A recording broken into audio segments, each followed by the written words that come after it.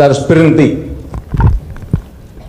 Jadi apapun yang paling baik, terbaik untuk negara akan saya lakukan.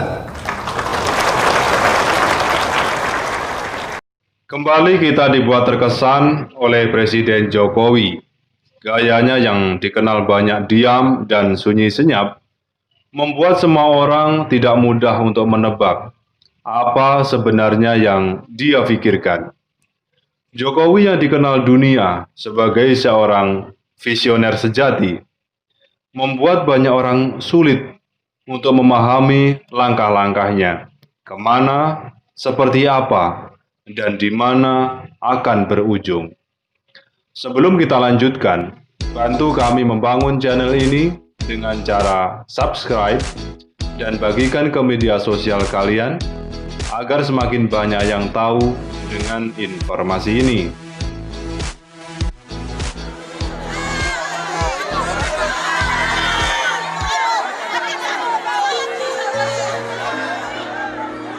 Dari sekian banyak keputusan-keputusan Presiden Jokowi yang tidak terduga, berikut ini yang dianggap paling berkesan dan sangat fenomenal. Yang pertama, hadir dan ikut sholat Jumat di aksi 212. Satu keputusan Jokowi yang tidak bisa kita lupakan karena rasa shock dan kesan begitu mendalam adalah pada saat Jokowi memutuskan untuk melakukan sholat Jumat di tengah-tengah umatnya Rizik Syihab pada peristiwa unjuk rasa 212.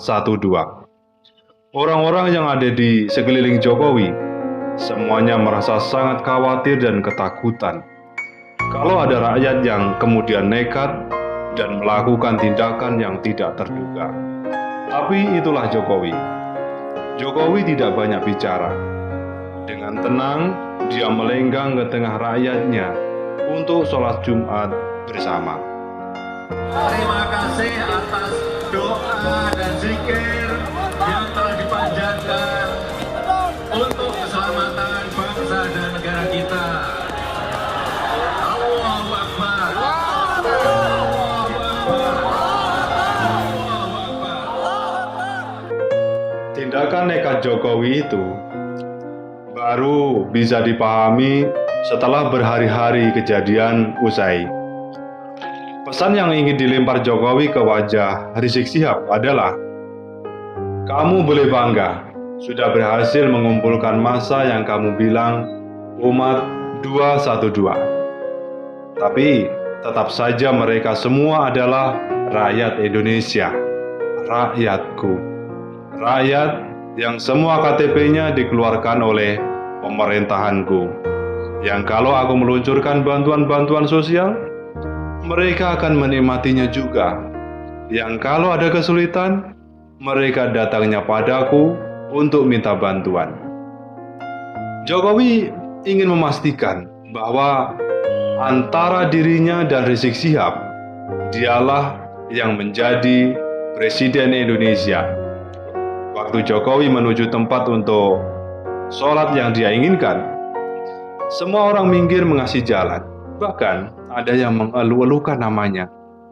Setelah sholat Jumat, dengan mudahnya Jokowi menguasai panggung selama yang dia mau.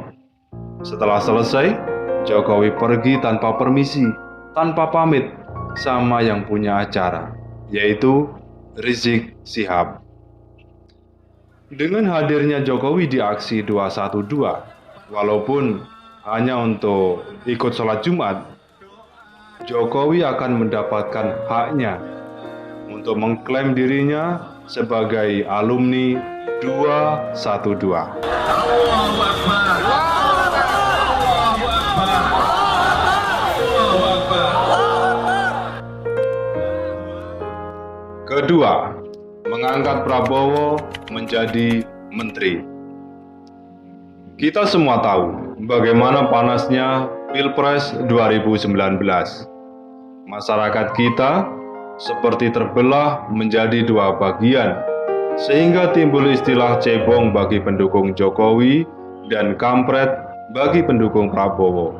Bahkan, setelah Pilpres usai, suasana panas tidak juga mereda.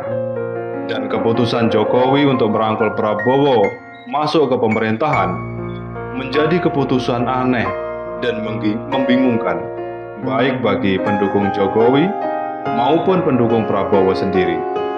Banyak yang kecewa. Kemudian Menteri Pertahanan Bapak Prabowo Subianto. Selamat pagi Pak. Bagi yang tidak paham, mungkin keputusan Jokowi mengangkat Prabowo menjadi menteri tentu adalah hal yang sangat menyakitkan. Tapi jangan salah, dengan diangkatnya Prabowo menjadi menteri, pendukung Prabowo benar-benar terpecah. Benar-benar terpisah mana pendukung Prabowo asli dan mana pendukung yang palsu. Prabowo itu nasionalis sejati. Pendukung asli akan sama pandangannya dengan Prabowo. Ketika Prabowo berpikir bahwa menjadi menteri sekalipun tetap bisa membangun bangsa dan negara, terlepas itu benar atau tidak. Tapi mari kita berpikir positif tentang Prabowo. Ketiga, penghargaan untuk Fahri Hamzah dan Fadlizon. Kejadian pemberian penghargaan pada Fadlizon dan Fahri Hamzah, banyak orang-orang yang mengkritik dan menganggap Jokowi sedang berstand up komedi. Begitulah orang-orang bilang. Namun, pemberian Bintang Mahaputra itu sudah sesuai dengan aturan, di mana kepada mantan anggota Dewan, jika tugasnya sudah paripurna, maka dia berhak mendapatkan bintang jasa. Tetapi, tetap saja banyak masyarakat tidak rela bintang jasa itu diberikan untuk 2 orang yang oleh netizen 62 dijuluki sebagai badut Nusantara itu. Tapi inilah Jokowi. Tidak sedikit pun perilaku lawan mempengaruhi keprofesionalannya sebagai kepala negara dan kepatuhannya kepada aturan. Ya inilah yang namanya negara demokrasi. Jadi saya berkawan baik dengan Pak Fahri Hamzah, berteman baik dengan Pak Fadlizon. Jadi ya, inilah Indonesia.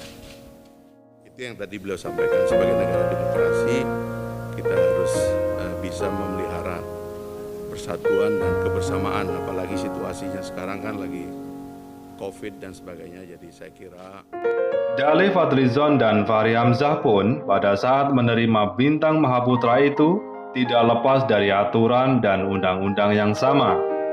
Tetapi tetap saja tidak bisa diabaikan bahwa orang yang menyerahkan Bintang Mahaputra itu adalah orang yang selama ini mereka hina-hina.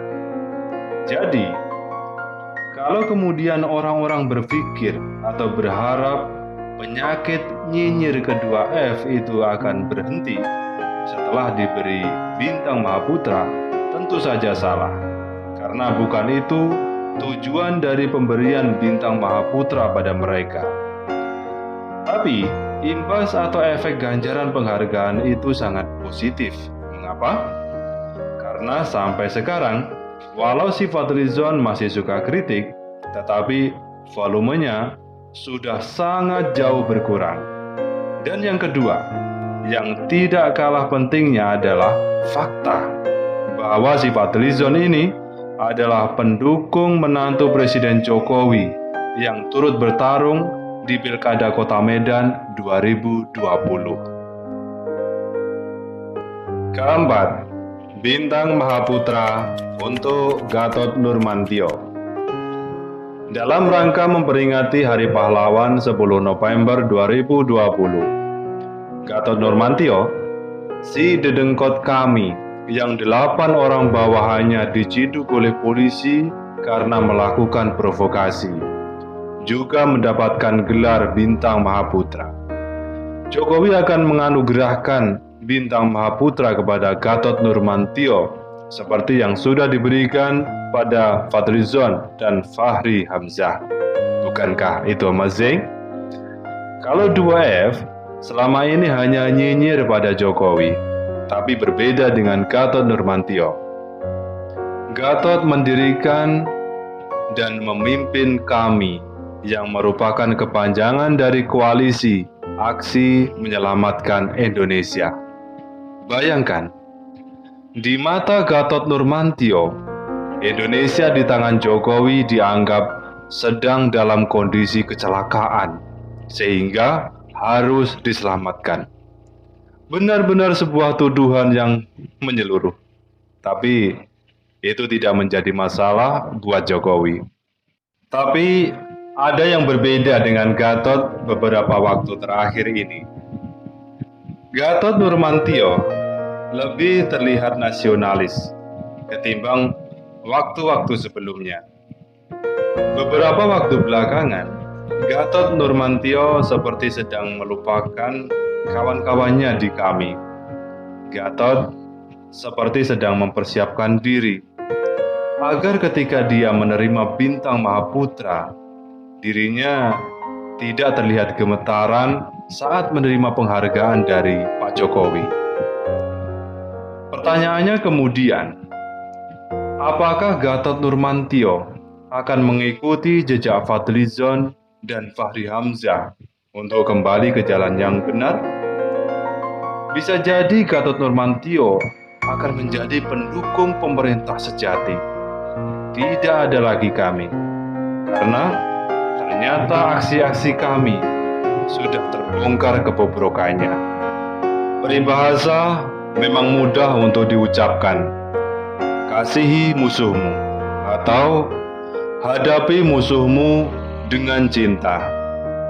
Tapi jujur, tidak mudah untuk bersikap seperti Jokowi, karena Jokowi adalah negarawan sejati. Salam dari rakyat jelata. Saya kaget sekali.